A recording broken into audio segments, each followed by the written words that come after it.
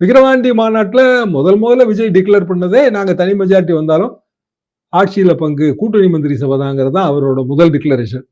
அப்படியான டிக்ளரேஷன் திமுக தரவே தராது, அண்ணா திமுகவும் தரவே தராது. பிஜேபி அப்படியான டிமாண்டை வைக்கும். ஆனா அந்த அளவுக்கு வலியுறுத்தி பெறுகிற அளவுக்கு தமிழ்நாட்டில் அவங்களுக்கு வளர்ச்சி இல்லை. அப்படின்னா காங்கிரஸ் விஜய் கூட்டணி என்பது எதிர்பார்க்கலாம். ஒருவேளை பீகார் தேர்தலில் காங்கிரஸ் கட்சி எதிர்பார்த்த வெற்றியை பெற முடியாமல் போனால் மாறலாம். நான் மாறலன்னு சொல்ல முடியாது. ஆனா இன்றைய தேதிக்கு ரொம்ப இப்போ இதுல 5% டிஃபரன்ஸ் பீகார்ல வந்துச்சுன்னா பிஜேபி 180 சீட் 200 சீட் வந்துடும். மொத்தம் 243.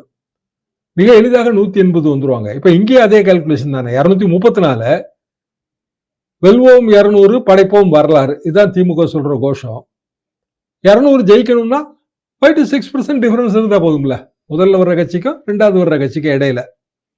அப்படின்னா 180க்கு மேல வந்துடும், இயல்பாவே வந்துடும். பீகார்லயும் அந்த வாய்ப்பு இருக்கு, பிஜேபிக்கு அந்த வாய்ப்பு இருக்கு.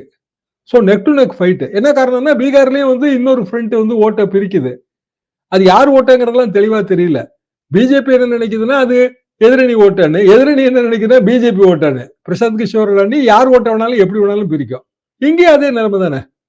மூணாவது அணியாக விஜய் வரும்போதோ இல்ல ஏற்கனவே இருக்கிற சீமானவர்கள் ரொம்ப உத்வேகம் பெறும்போதோ அப்படித்தானே வரும். அப்போ காங்கிரஸ் கட்சி அந்த வாய்ப்பை மனதில் வைத்திருக்கிறதுன்னு தான் நான் உணர்றேன்.